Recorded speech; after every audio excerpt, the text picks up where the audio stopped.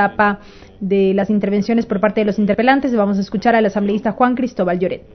Quiero, primero, señor presidente encargado de la sesión, se sirva a constatar el quórum. Me parece que para que este juicio siga adelante y sobre todo teniendo un claro conocimiento de que para la censura de un ex ministro de Estado se requieren las 2/3 partes para proceder a la censura, creo que no tenemos el quórum reglamentario y por lo tanto no podría, en amparo de lo que establece el artículo 7 de la Ley de la Función Legislativa, continuar la sesión. Mucho menos vamos a tener los votos para, o que se requieren para poder proceder a la censura del exministro.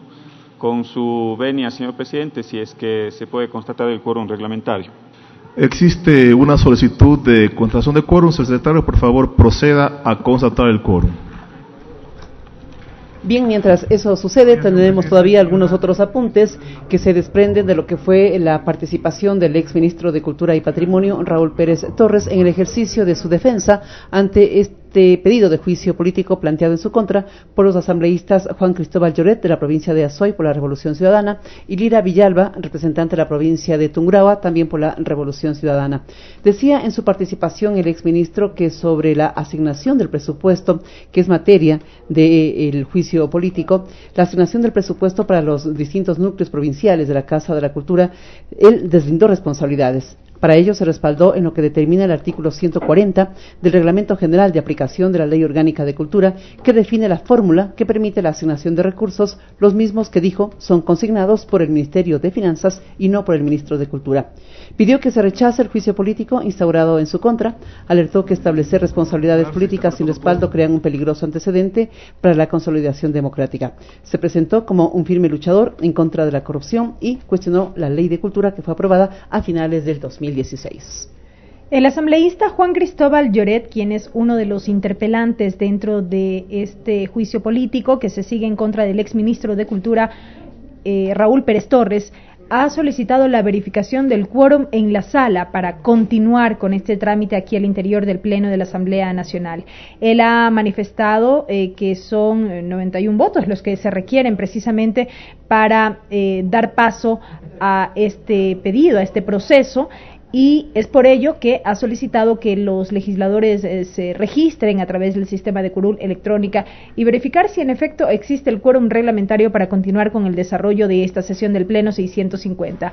Recordamos que el artículo de la Ley Orgánica de la Función Legislativa, el artículo 84, determina que los interpelantes, los asambleístas interpelantes, pueden llevar adelante la interpelación ante el Pleno de la Asamblea Nacional por un máximo de 2 horas.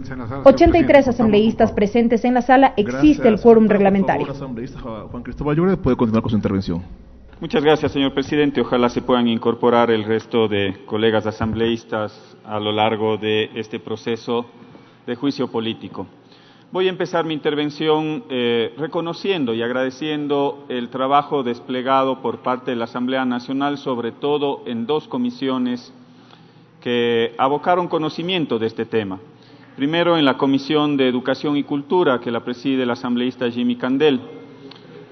A través de esta comisión se logró iniciar un proceso de fiscalización al cual fueron llamados una serie de actores para poder conocer los diferentes elementos que conlleva este caso.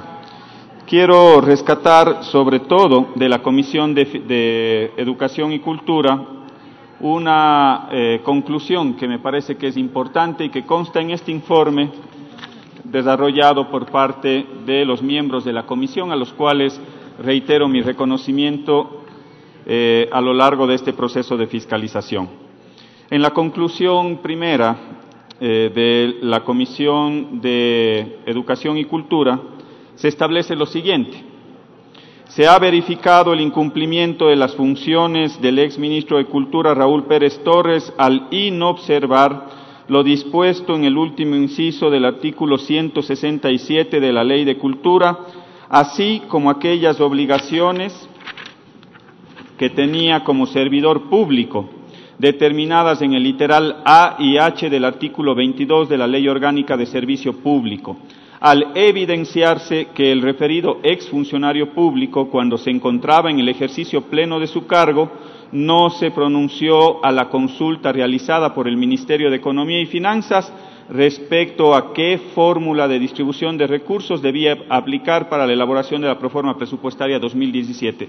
Esto consta como una de las conclusiones del informe de la Comisión de Educación y Cultura. También quiero reconocer el trabajo que se desplegó por parte de la Comisión de Fiscalización. A mí me parece que es necesario reconocer que dentro de esta Comisión de Fiscalización se llevaron adelante las pruebas de cargo y de descargo, así como la comparecencia de una serie de funcionarios de Estado con respecto al tema que nos convoca el día de hoy. Y quiero rescatar, me parece importante rescatar algunas conclusiones que constan en el informe de la Comisión de Fiscalización que vale la pena traer a este Pleno de la Asamblea Nacional. De las 12 conclusiones del informe de la Comisión de Fiscalización, quiero rescatar 4 conclusiones. La primera, la actual distribución del presupuesto correspondiente a la Casa de la Cultura Benjamín Carrión tiene una clara orientación centralista, ya que más del 50% del mismo se encuentra concentrado en la sede nacional establecida en la ciudad de Quito. La segunda, esta inequidad en la distribución de los recursos estaría atentando contra el derecho de los ecuatorianos de acceso a la cultura y de los gestores culturales.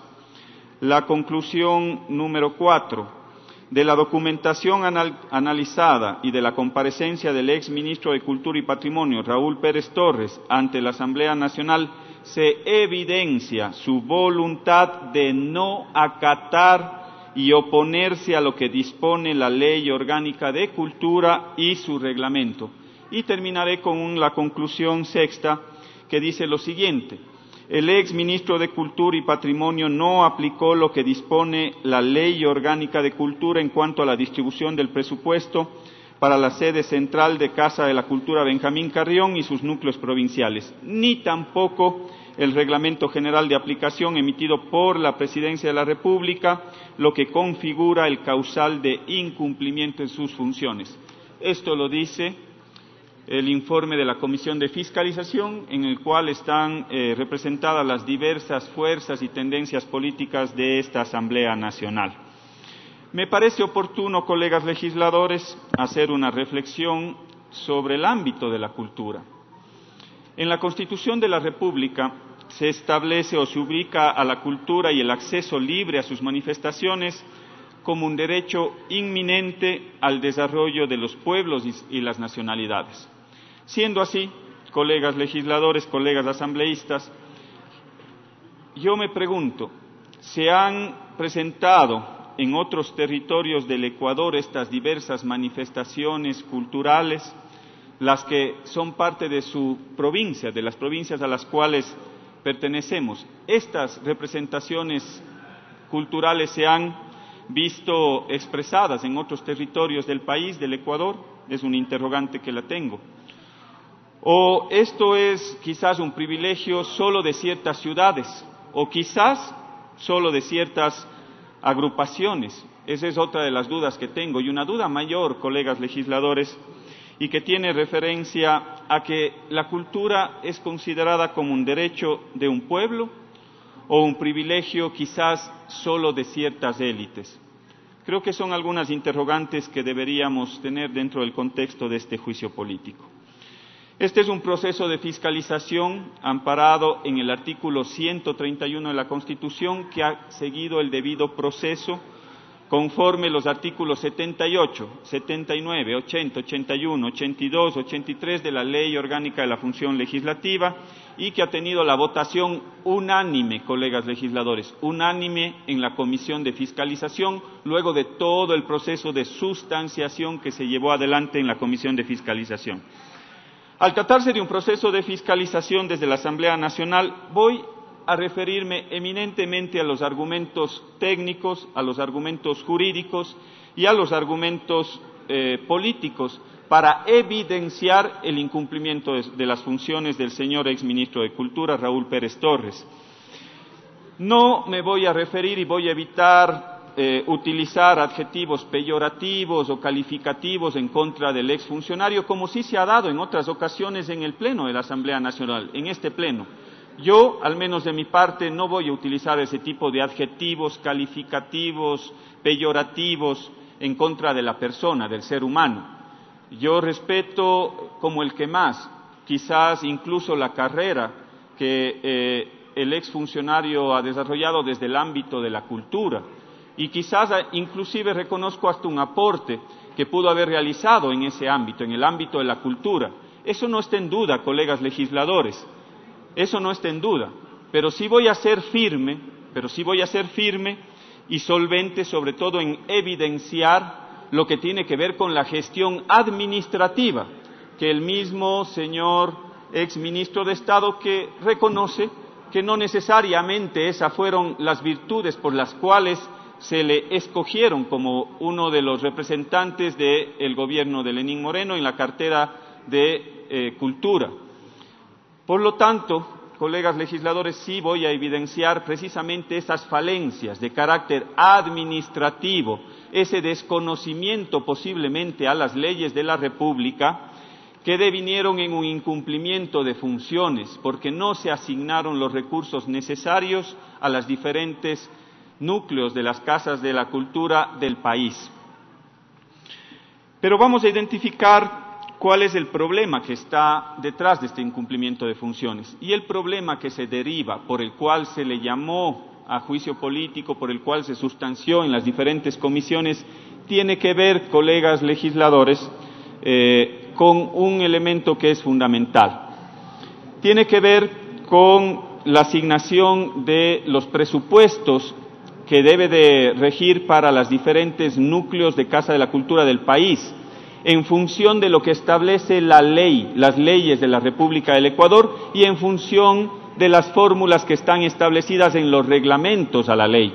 Lamentablemente, el señor exministro de Cultura no tuvo la posibilidad de cumplir y hacer cumplir las leyes de la República del Ecuador, y nuevamente se dio un proceso discrecional de entrega de recursos por la inacción del funcionario que ha sido requerido por diferentes y sobre todo por el ministerio correspondiente para que dé las directrices cómo tienen que entregarse esos recursos.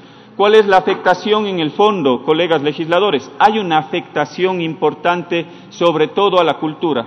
No sé si es que vamos a la lámina inicial, todavía no he pedido que se inicien las láminas. Gracias.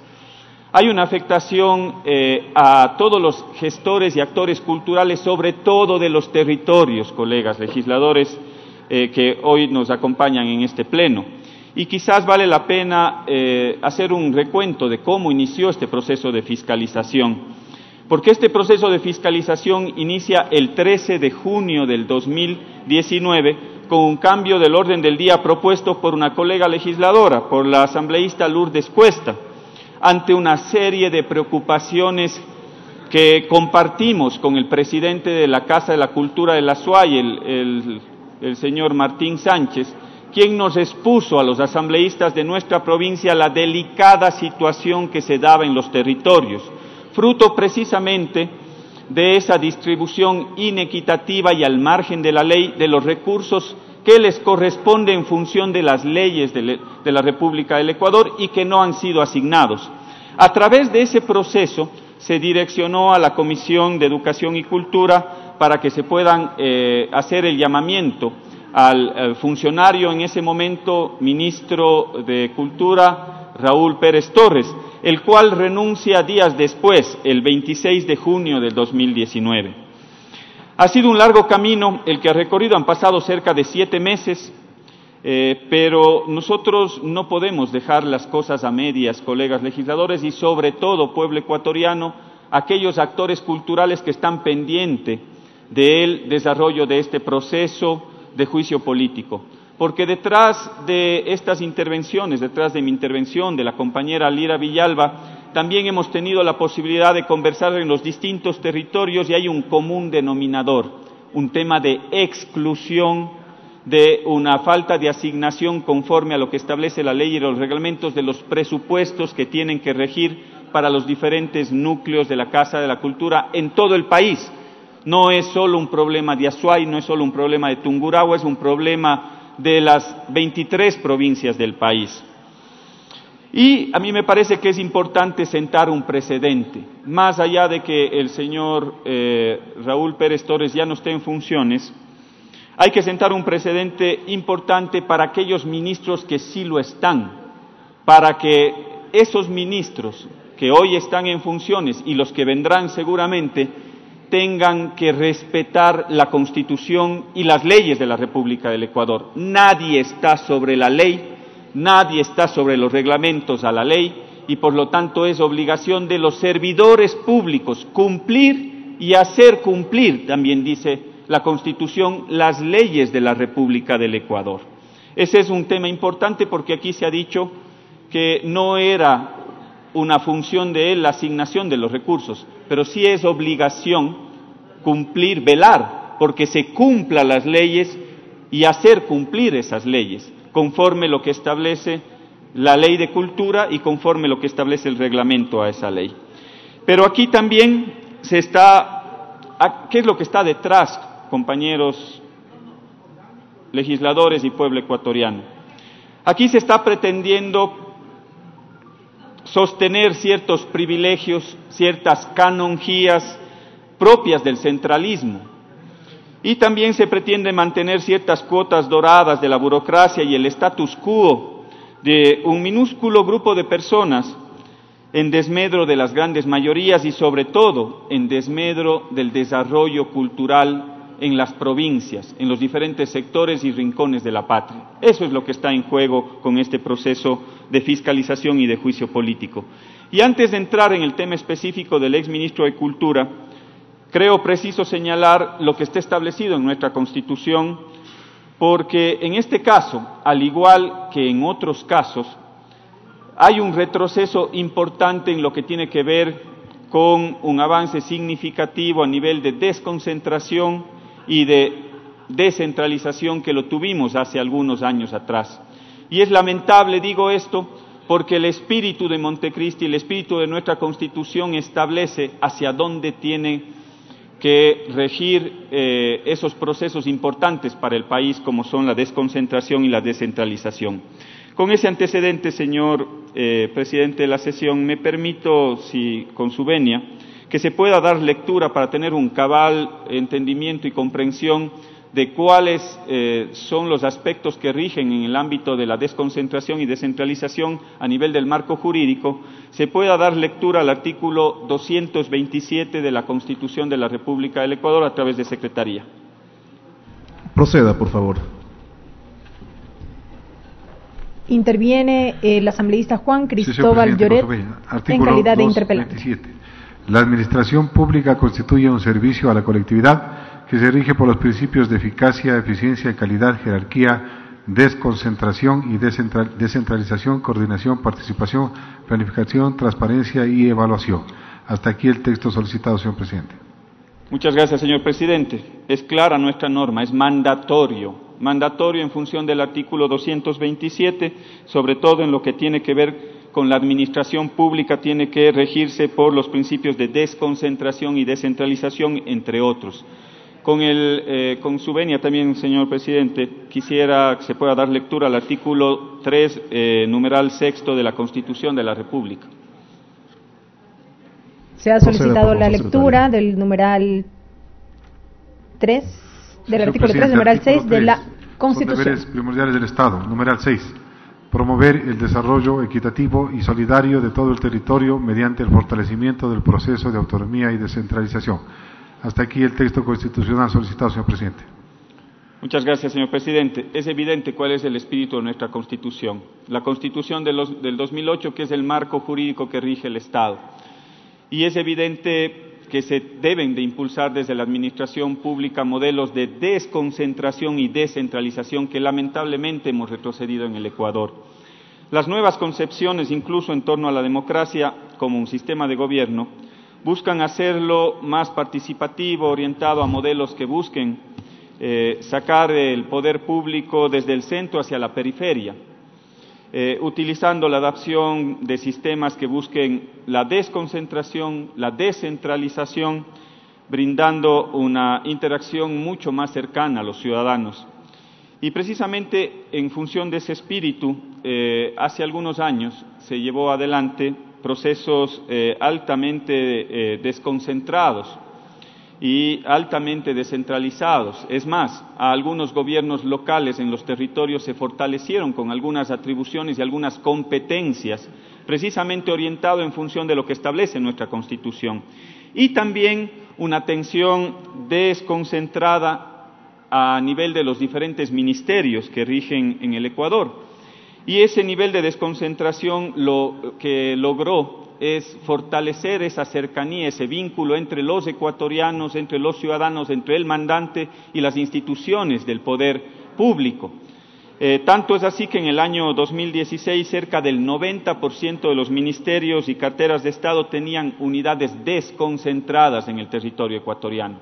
Una clara muestra de cuál era la intencionalidad propia de nuestra Constitución, que fue desarrollada a través de política pública. Lamentablemente, en el Ecuador, esa política pública ha retrocedido en términos abismales. Hoy, lamentablemente, los ecuatorianos tenemos ahora que movilizarnos hacia el centro político del país para poder realizar algunos trámites cuando antes se los podían hacer en los diferentes territorios. Pero con este antecedente, señor presidente, y ya centrándonos en el tema que nos aboca conocimiento, me parece importante ya sentarnos en el marco normativo que rige en el ámbito de la cultura. Por eso le voy a pedir a través de Secretaría, señor presidente, que se pueda dar lectura a lo que establece el artículo 25 de la Ley de Cultura, que es acorde a nuestro marco constitucional. Se ha pedido la lectura del artículo 25 de la Ley Orgánica de Cultura. Estamos en el desarrollo de la sesión del Pleno número 650. Ley de Cultura. De la Rectoría del Sistema Nacional de Cultura. Le corresponde al Ministerio de Cultura y Patrimonio, que es la Rectoría del Sistema Nacional de Cultura. La Rectoría comprende la formulación, ejecución, monitoreo y evaluación de las políticas públicas, planes, programas y proyectos, así como la elaboración y ejecución presupuestaria que serán aplicados bajo los criterios de descentralización y desconcentración política y administrativa, acción afirmativa y demás preceptos establecidos en la Constitución de la República, en esta ley y en otras normas relacionadas. El Ministerio de Cultura y Patrimonio regulará las entidades, organismos e instituciones que integran el Sistema Nacional de Cultura en el ámbito de sus competencias. Hasta aquí la norma solicitada, señor presidente. Gracias, señor presidente. Quiero rescatar dos temas importantes dentro de lo que establece la ley específica de cultura.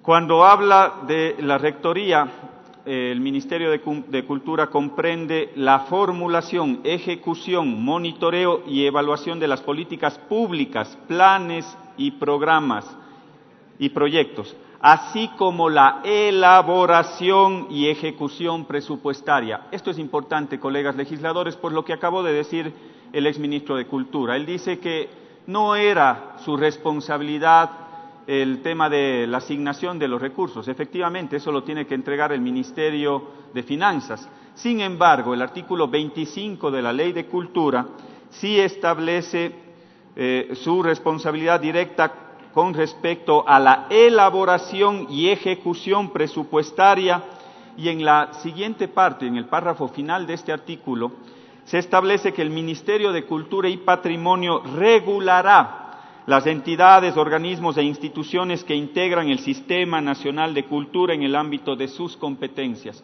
Este tema es importante, pueblo ecuatoriano, colegas legisladores. ¿Por qué? Porque dentro del Sistema Nacional de Cultura también se encuentran la Casa de la Cultura del Ecuador y sus diferentes núcleos en las provincias. Por lo tanto, sí había facultad directa y responsabilidad directa del señor ministro, exministro Raúl Pérez Torres, lo cual desconoció hace un momento en su intervención. Dejo constancia, señores legisladores y pueblo ecuatoriano, de lo que establece nuestro marco jurídico. Es importante en concordancia con este artículo 25 de la Constitución, establecer cómo se tienen que entregar los recursos a la Casa de la Cultura. Y eso también está normado en la Ley de Cultura. Si es que podemos poner la siguiente lámina, por favor. El artículo 167 de la Ley de Cultura establece lo siguiente: de la distribución de los recursos, con objeto de que los núcleos provinciales de la Casa de la Cultura Ecuatoriana Benjamín Carrión cumplan su finalidad, los recursos asignados anualmente por el ente encargado de las finanzas públicas a favor de estos se distribuirán conforme las siguientes variables. Plantea 4 variables de distribución: importancia demográfica de la provincia, infraestructura, eficiencia administrativa, calidad de la gestión, la que comprenderá acceso a participación, interculturalidad, fomento, circulación, educación, entre otros. Dice, esto es importante, ojo, colegas legisladores, el ente rector de la cultura y patrimonio. ¿Cuál es el ente rector de la cultura y patrimonio? El Ministerio de Cultura, a cargo del señor exministro Raúl Pérez Torres. Establecerá los criterios de evaluación y definirá la fórmula de distribución de los recursos en base a las variables descritas en la ley, regida bajo los principios de justicia, equidad y corrección de las asimetrías. Definirá la fórmula de distribución de los recursos en base a las variables descritas en esta ley. Responsabilidad directa del señor exministro. Eso dice el artículo 167 de la Ley de Cultura. Y si vamos más allá, podemos ir al reglamento. Un reglamento que se emite el 6 de junio del 2017. Vamos a la siguiente lámina, por favor. En el reglamento a la ley se establecen las fórmulas de cálculo. Este es el artículo 140, es un artículo que tiene 5 o 6 páginas, en el cual se establece el mecanismo de asignación y las fórmulas de asignación de los recursos a los diferentes núcleos de cultura del país. Es decir, aquí se hace una diferenciación y se asignan en función de algunos criterios. En el artículo 140, por ejemplo, hay una asignación básica del 30% para todos los núcleos del país. Hay una asignación del 30% del total del presupuesto que se divide según la población de cada una de las provincias. Hay una asignación por la participación en el registro único de artistas, es decir, el número de artistas y gestores culturales, que representa el 15% del presupuesto. Hay una asignación por autogestión, que representa el 10%, y cada uno de estos parámetros y cada uno de estos criterios con los cuales se reglamenta la Ley de Cultura en función del artículo 140, tiene su fórmula de asignación, es decir, está totalmente establecido en función de la Ley de Cultura, en función del reglamento a la ley. Esto, lamentablemente, colegas legisladores, pueblo ecuatoriano, no fue cumplido por el ministro de Cultura. Esta asignación, o velar porque se entregue esta asignación, no fue cumplido por el señor ministro de Cultura.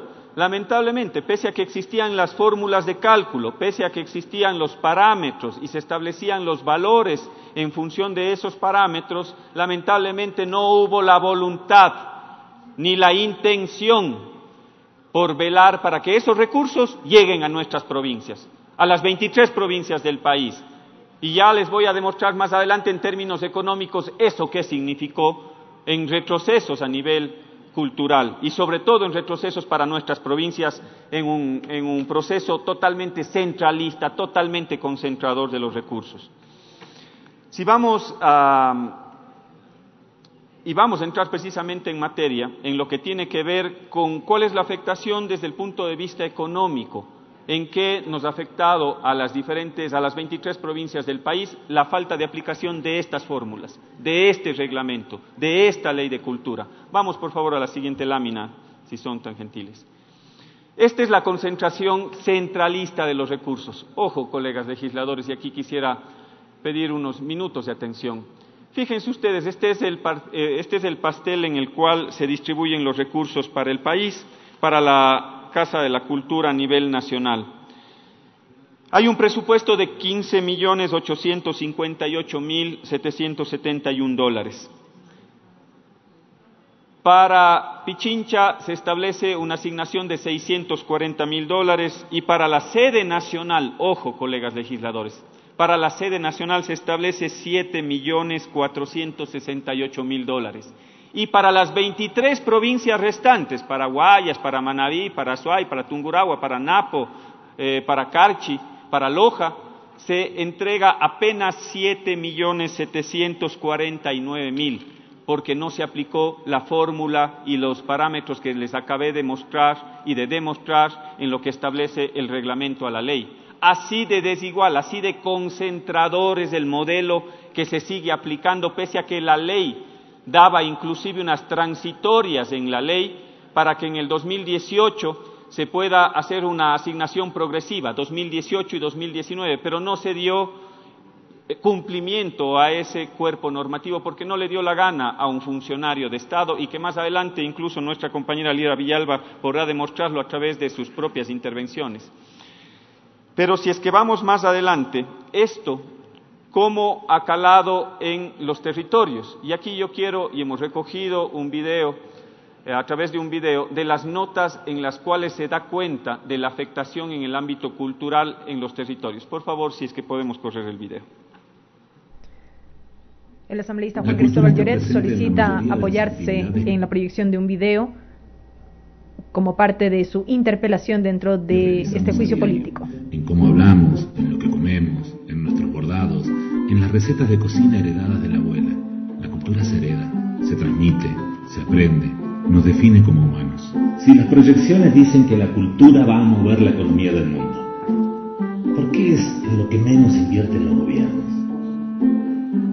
En 2019, de un presupuesto anual de 36.000 millones de dólares, el Estado ecuatoriano destinó apenas el 1.6% para la cultura. De este 1.6%, la mitad es para el Ministerio de Cultura.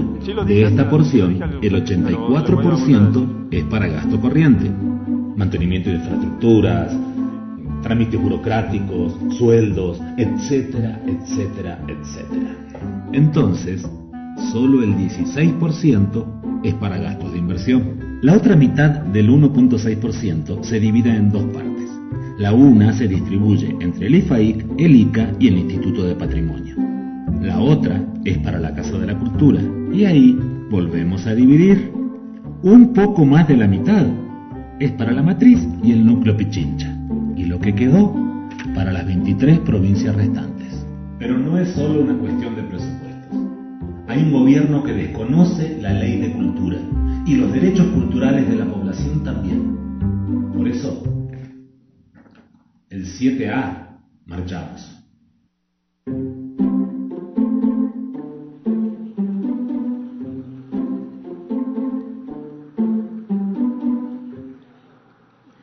Muchas gracias, señor presidente. Aprovecho para saludar a algunos gestores culturales, actores y promotores culturales que se encuentran aquí en las barras altas, en el Pleno de la Asamblea Nacional.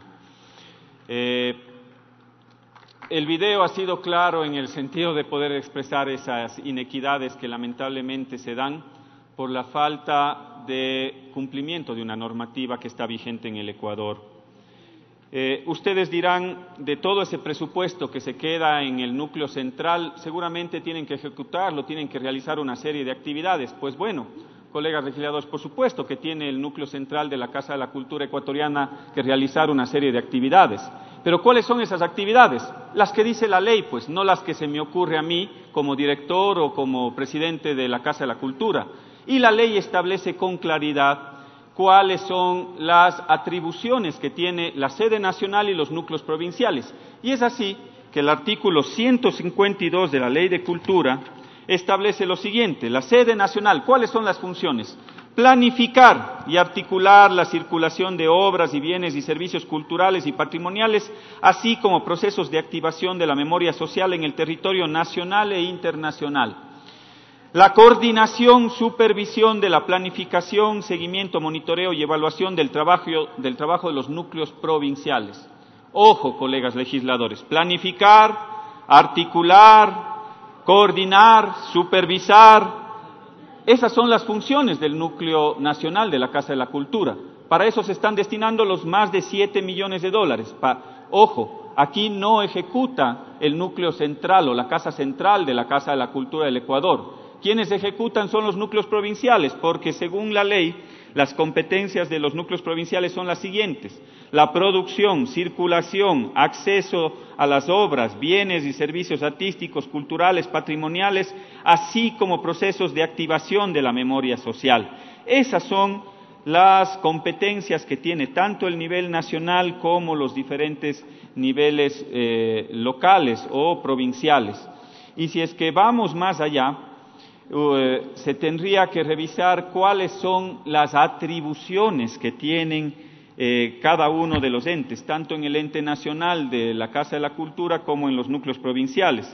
Y he logrado rescatar algunas de las atribuciones que tiene a su cargo el presidente y la sede nacional, en función de lo que establece el artículo 156. El numeral E, realizar el seguimiento y evaluación a la ejecución de la planificación de circulación de contenidos culturales de los núcleos. Otro de los literales, articular planes, programas y proyectos con el ente rector de cultura. El siguiente, coordinar a nivel nacional la ejecución de planes, programas y proyectos de circulación de bienes. El siguiente, coordinar, dar seguimiento y evaluar la gestión de los núcleos provinciales. El siguiente, coordinar acciones conjuntas de fortalecimiento de la gestión cultural de los núcleos provinciales.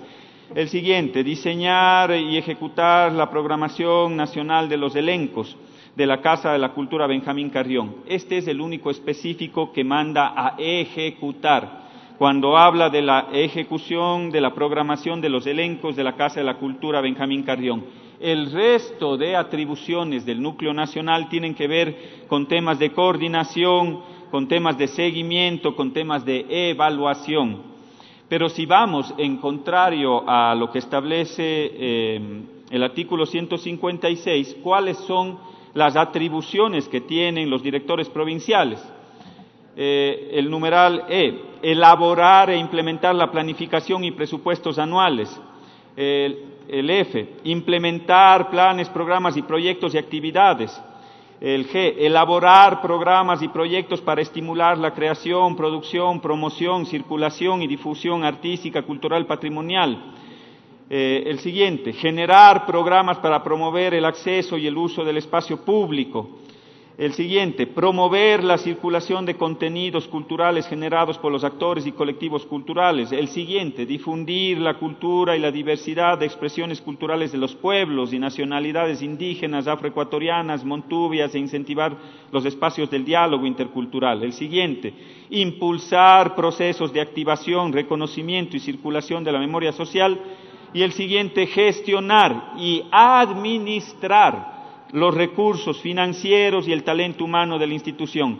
¿Quiénes tienen las competencias desconcentradas en los territorios de ejecución? Los núcleos provinciales, colegas legisladores, no tiene la casa matriz, no tiene el núcleo nacional. ¿Quiénes tienen que ejecutar los planes, los programas, los proyectos? Son las entes o las instancias que están en los territorios, en nuestras provincias. No tiene el núcleo nacional. Y ahí es cuando me entra la duda de qué están haciendo con esos 7 millones de dólares que se quedan aquí en Quito, en función de un nivel centralista, cuando no tiene esas competencias, cuando las competencias son exclusivas de coordinación, de supervisión, de articulación. Quienes ejecutan son los territorios, las 24 provincias del país, porque Pichincha también ejecuta. No debería ejecutar el nivel central, nacional, sino el nivel local o provincial. Con estos elementos, colegas legisladores, yo me voy a centrar en la problemática. El problema que incurre la sede nacional.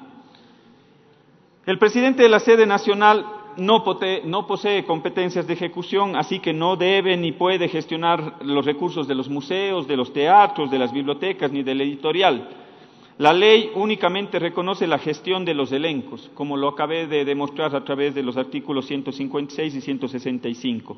Sus competencias, y por ende las de la sede nacional, son de coordinación, representación y articulación.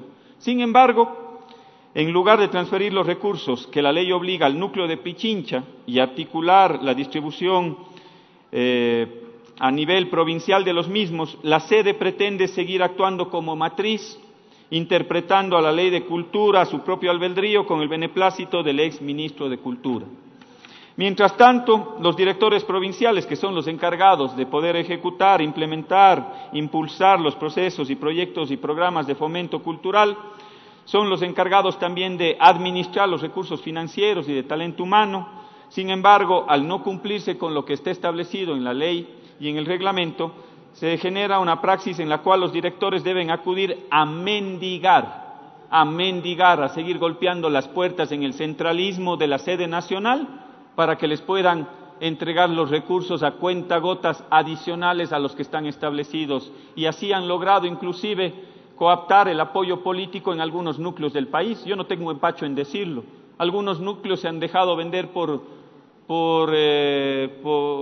la gestión de algún recurso adicional, por el proyectito adicional. Así, lamentablemente, y de manera clientelar, se sigue manejando la Casa de la Cultura del Ecuador, lamentablemente. La sede nacional está generando un orgánico funcional por procesos, que se refirió el exministro de Cultura como que estuviese aprobado por el Ministerio de Trabajo, pero ese proceso viola lo que establecen las competencias establecidas en la ley, porque no tiene competencias de ejecución. Dicho orgánico además está dando paso a la generación de un manual e índice de procesos que perpetúa la inequidad y la injusta distribución de los núcleos y de los recursos en los núcleos. A través de este orgánico por procesos se crean puestos y funciones para la sede nacional en contratación con competencias que le asigna, en contradicción con competencias que le asigna el 152 y el 156 de la Ley de Cultura. A través de la aplicación de dicho instrumento, el cual ha sido, como bien dijo, aprobado por el Ministerio de Trabajo, desconociendo la ley, se están creando, por ejemplo, se crearon en el 2019 18 partidas en la sede nacional. 18 partidas, cuando en algunos sectores políticos están en contra de que se pueda seguir engordando el gasto público. Bueno, pues aquí en la sede nacional se estaban creando 18 partidas, que se suma ya a la desorbitante cantidad de personal que ya vamos a ver más adelante que posee. Y 29 puestos para el núcleo de Pichincha, es decir, entre Pichincha y la sede nacional se estarían creando más o cerca de 40 partidas, versus las 47 que se crearían en el 2019 para las diferentes provincias y en los diferentes núcleos provinciales, que adicionalmente tienen una restricción. Esas son las cosas que yo no entiendo de ese centralismo. Cuando el puesto o la partida presupuestaria se crea en Quito, ahí no hay límite. Ahí sí puede ser un SP7, un SP8, un SP9. Pero si es para los territorios, si es para las provincias, solo hasta SP6. Así nos discriminan, compañeros legisladores, porque sois de provincia, solo te podemos crear hasta el SP6. ¿Hasta cuándo? ¿Hasta cuándo podemos tener ese modelo inequitativo, injusto? Esa diferenciación en que si son de Quito, SP7, SP8, pero si son de provincia, SP6. Hasta ahí nada más. Así se trata también al interior de la cultura del país, compañeros legisladores. Y para precisamente poder evidenciar, y quizás estos pueden ser elementos que nos puede ayudar a tomar una decisión importante en este pleno, quisiera dar paso a una lámina comparativa de talento humano en la Casa de la Cultura del Ecuador. Este es el número de funcionarios, de personal que tiene la Casa de la Cultura a nivel nacional y de Pichincha. Entre la sede nacional y Pichincha son 331 funcionarios en la Casa de la Cultura del Ecuador. Mientras tanto, para las 23 provincias del país restantes son 324 personas, compañeros legisladores. Pero con un hecho que les acabé de decir hace un momento, ¿cuáles son las funciones de la sede nacional?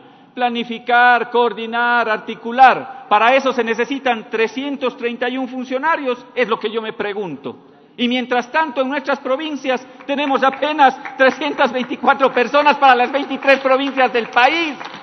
Ese es el nivel de centralismo al cual nos han llevado, lamentablemente, contrario a lo que establece la ley y los reglamentos a la ley.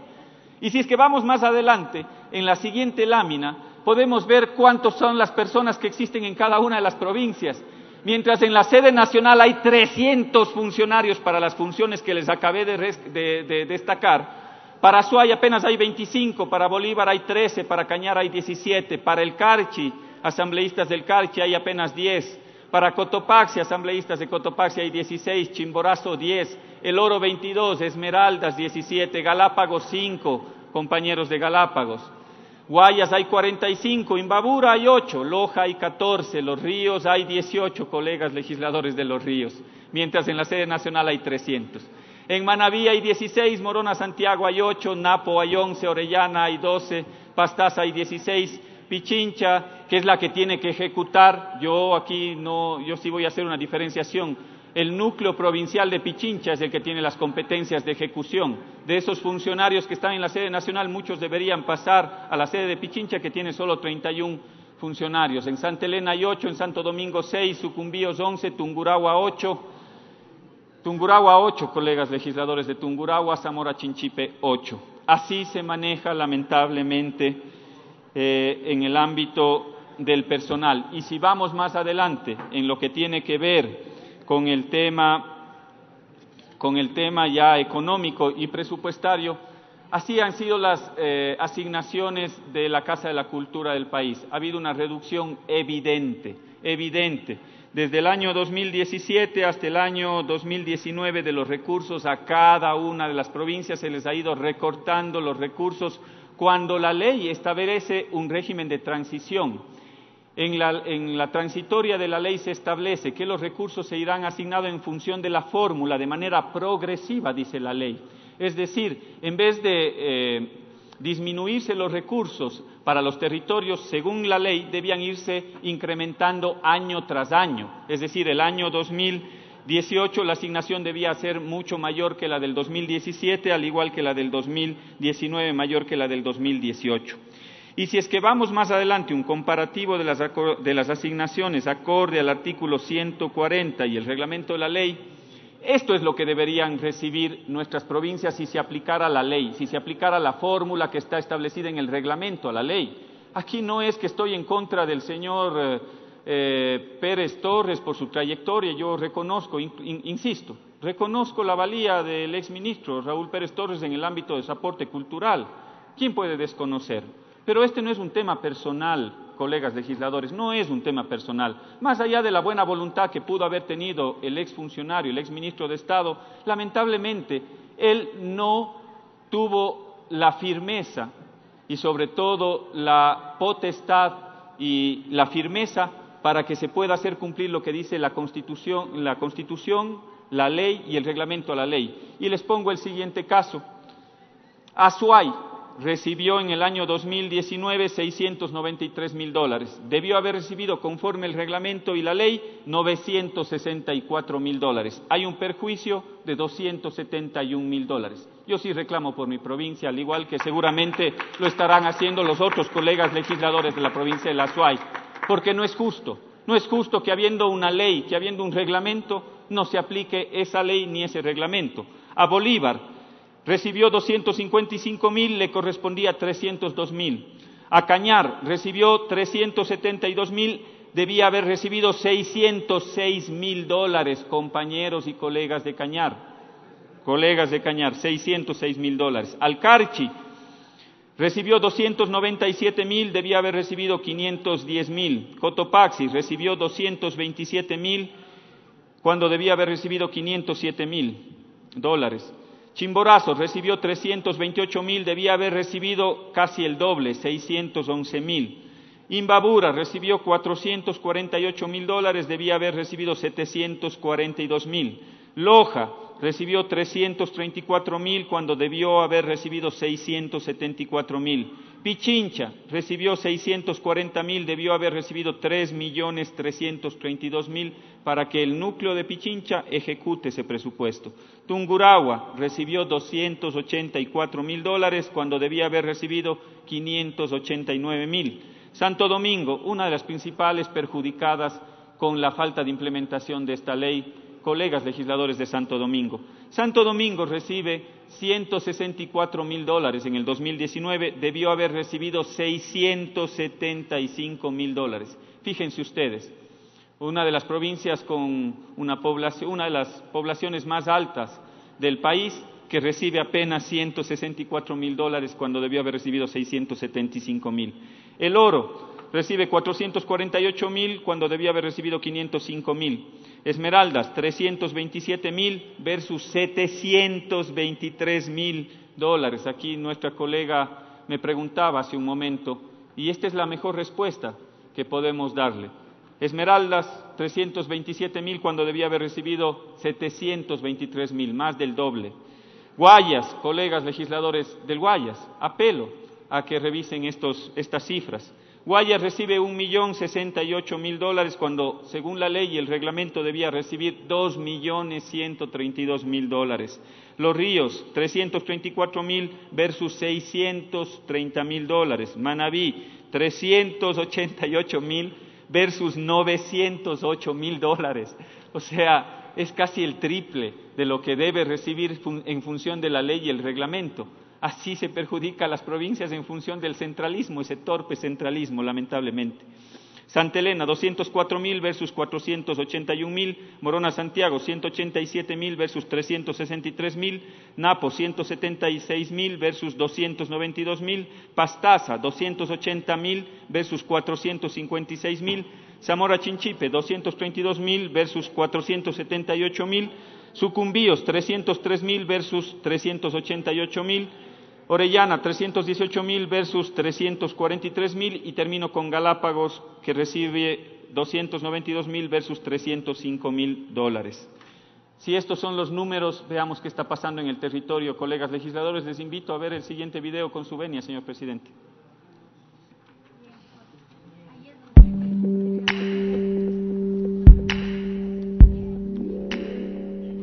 El asambleísta Juan Cristóbal Lloret ha solicitado la proyección de un video a través del cual se sustenta parte de esta intervención en calidad de interpelante dentro de este juicio político que se ha iniciado en contra del exministro de Cultura Raúl Pérez Torres, a quien tuvimos ya la oportunidad de escuchar como parte de la defensa que fue expuesta ante el Pleno de la Asamblea Nacional.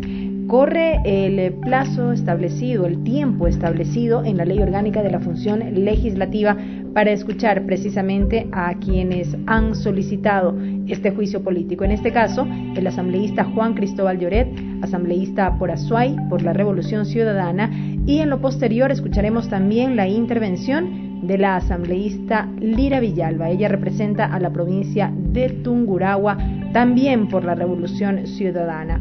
Hasta este momento, el asambleísta Juan Cristóbal Lloret ha destacado el proceso de sustanciación llevado adelante al interior de la Comisión de Fiscalización de la Asamblea Nacional, que de manera unánime aprobó el informe con la recomendación de este juicio político. Él ha dicho que el desconocimiento de las leyes llevó al exministro Raúl Pérez Torres al incumplimiento de funciones y que el principal problema tiene que ver con la asignación de los presupuestos. Vamos a escuchar este video que se proyecta en el Pleno de la Asamblea. Sesión del Pleno número 650. Sus instalaciones, construidas hace más de 70 años, no están idóneos para actividades culturales y administrativas que se desarrollan en los dos bloques anteriores, donde reposan elementos históricos que se deterioran por falta de recursos y que están rodeados de paredes y pisos que necesitan un tratamiento integral emergente. En el interior, las máquinas antiguas trabajan a cuentagotas y con las gotas que caen del techo. En este espacio de 1.200 butacas todavía se desarrollan presentaciones artísticas de cualquier tipo, y a pesar de que el telón no se cerrará, las condiciones en donde se realizan las funciones no son las óptimas.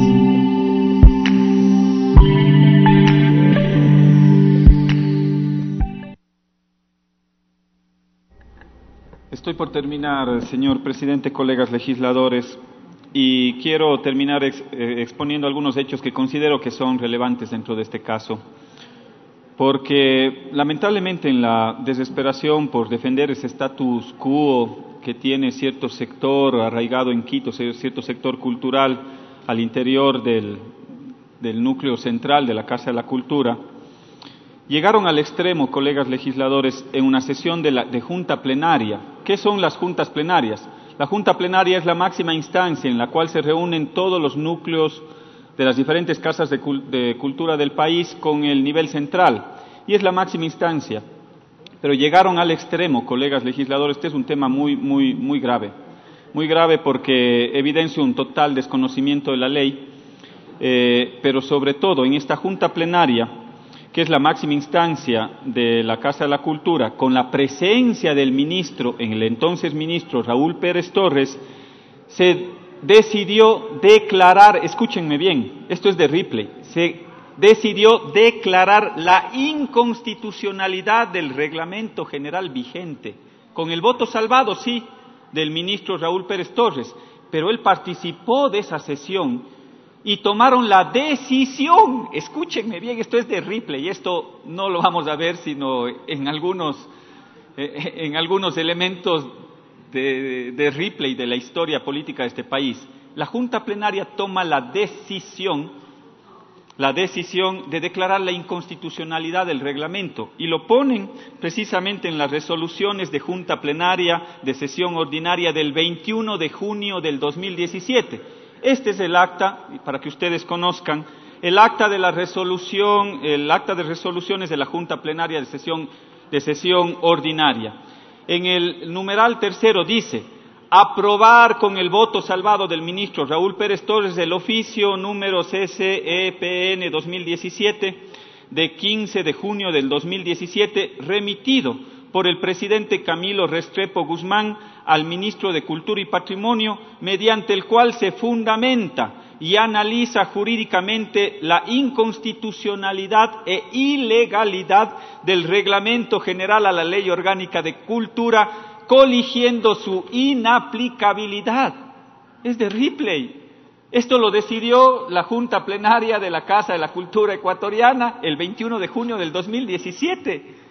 Es un claro desconocimiento del marco jurídico de la ley. Si querían declarar la inconstitucionalidad del reglamento, debían haber ido a la Corte Constitucional, pues. Y si querían declarar la ilegalidad del reglamento, si no les gustaba, si al ministro no le gustaba el reglamento y al señor Restrepo de la Casa de la Cultura no le gustaba el reglamento, bueno, pues tenía que ir al contencioso administrativo si él creía que era ilegal.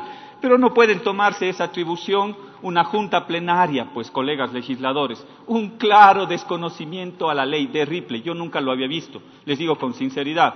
Pero esto no lo podemos dejar pasar en este pleno de la Asamblea Nacional. Esto no puede pasar así por así. No puede ser que 20 personas se reúnan y decidan declarar el desconocimiento y la inconstitucionalidad de un reglamento a la ley, porque no les conviene, porque no está de acuerdo con sus privilegios. Eso no podemos dejar pasar. Pero el tema es más grave, compañeros. Asambleísta, solo quiero comentarle que falta 5 minutos para que complete 1 hora de su intervención. Gracias, colega. Gracias, señor presidente. Nuestra compañera Lira Villalba todavía tiene una intervención más. Y ya termino, estoy por concluir. Les decía que esto es más grave porque, a sabiendas de que el 13 de junio del año anterior la Asamblea inició el proceso de fiscalización, la Junta Plenaria nuevamente se reúne. Y se reúne el 16 de julio del 2019, a sabiendas que la Asamblea ya estaba iniciando este proceso de fiscalización. Y en una de las resoluciones, conforme lo que está en pantalla, colegas legisladores, en sesión extraordinaria del 16 de julio del 2019, nuevamente esta Junta Plenaria decide ratificarse lo actuado en el año 2017. Fíjense ustedes, se ratifican en el desconocimiento y en la inconstitucionalidad del reglamento a la ley, a sabiendas de que estaba iniciado un proceso de fiscalización, a sabiendas de que en la Comisión de Educación y Cultura yo ya les anticipé y les dije que lo que estaban haciendo era un tema ilegal, se estaban atribuyendo funciones que no las tenían. Pero aún así, en esta sesión del 16 de julio del 2019, en la resolución segunda dice: ratificar por mayoría de votos las resoluciones tercera, que es la que di lectura hace un momento, y cuarta, adoptadas en sesión ordinaria del 21 de junio del 2017, con el voto en contra de los miembros de Manabí y Tungurahua y de los 21 miembros presentes. Fíjense ustedes, se ratifican en ese desconocimiento al reglamento y en un claro desconocimiento a las leyes, a la Constitución de la República del Ecuador. Yo no lo he visto esto nunca, colegas legisladores. Y termino quizás haciéndoles llegar, para tener un cabal entendimiento y comprensión, una cronología de los hechos que se dieron en torno a este tema. La Ley de Cultura se expide en diciembre, el 30 de diciembre del 2016, en el cual en el artículo 167 establece la asignación de recursos. Ojo con las fechas, este es importante, es una línea de tiempo. El 30 de diciembre del 2016 se expide la Ley Orgánica de Cultura y el artículo 167 ya dice cómo se tienen que asignar los recursos. El 27 de abril hay un acuerdo ministerial, el 27 de abril del 2017 hay el acuerdo ministerial 047 que emite ya un reglamento para asignar recursos. Básicamente son las fórmulas que estaban en una lámina anterior. Este reglamento es derogado a través del acuerdo ministerial 047 el 27 de diciembre del 2017. Es decir, cuando el señor ministro Pérez Torres asume el ministerio, lo primero que hace es seguir las órdenes o las sugerencias, para no decir las órdenes, las sugerencias desde el núcleo central de la Casa de la Cultura para que derogue el reglamento en el cual se establecían una fórmula de aplicación de los recursos, de asignación de los recursos. El 22 de mayo se emite el reglamento general a la Ley de Cultura por parte del Presidente de la República, el 22 de mayo del 2017, es decir, aquí este reglamento está sobre cualquier otro acuerdo ministerial, está debajo de la Ley de Cultura, está el reglamento a la ley y está el acuerdo ministerial. El 21 de junio del 2017, en sesión de la Junta Plenaria, resuelve que el reglamento es inconstitucional, fíjense ustedes, el 21 de junio del 2017. Y el 13 de junio del 2019, hay una resolución del Pleno presentada por la asambleísta Lourdes Cuesta para dar seguimiento al cumplimiento de la Ley de Cultura. Pero aún así, pese a que ya había ese proceso de fiscalización, el 16 de julio del 2019 la Junta Plenaria nuevamente se ratifica en lo decidido en la sesión del 21 de junio del 2017. Esta es una línea de tiempo que nos relata con claridad lo que ha sucedido con respecto a este tema. Y termino mi intervención, señor presidente, pueblo ecuatoriano, colegas legisladores. En función de lo que dispone el artículo 131 de la Constitución y el artículo 85 de la función legislativa, este Pleno tiene que proceder con la censura del funcionario. Insisto y vuelvo a recalcar, aquí no hay, y ustedes pueden ver que en mi intervención ha sido muy respetuosa en el ámbito personal, en el ámbito de tratar de utilizar adjetivos calificativos que puedan dañar o agredir a la persona. Aquí no se trata de un tema personal en contra del exministro. Aquí lo que hemos evidenciado es una serie de negligencias en la aplicación de la ley y el reglamento a la Ley de Cultura, porque nadie puede burlarse de las potestades fiscalizadoras de la Asamblea Nacional, porque nadie puede estar sobre la ley, porque ningún funcionario puede venir a decir en la casa de la Asamblea Legislativa, donde se producen las leyes, que si es que no le parece una ley, él no está obligado a cumplirla. Eso lo dijo y ya seguramente la compañera Lira Villalba los va a comentar más adelante en su intervención. No se puede perjudicar a nuestras provincias en los recursos.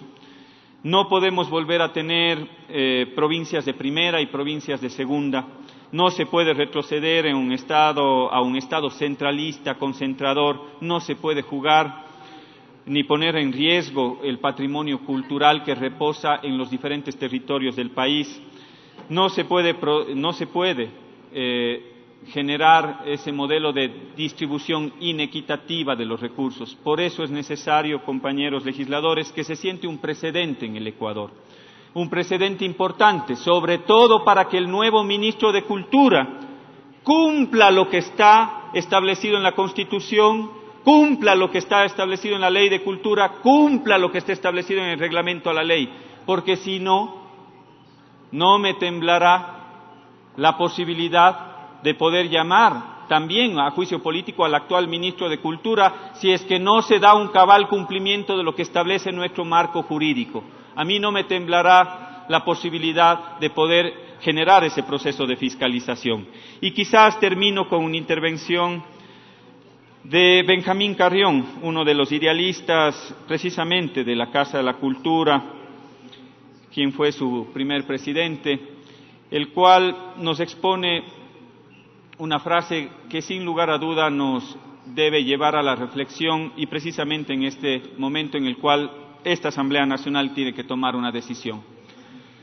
Si no podemos ni debemos ser una potencia política, económica, diplomática, y mucho menos una política militar, una potencia militar, seamos una gran potencia en la cultura, porque para eso nos autoriza y nos alienta nuestra historia. Benjamín Carrión.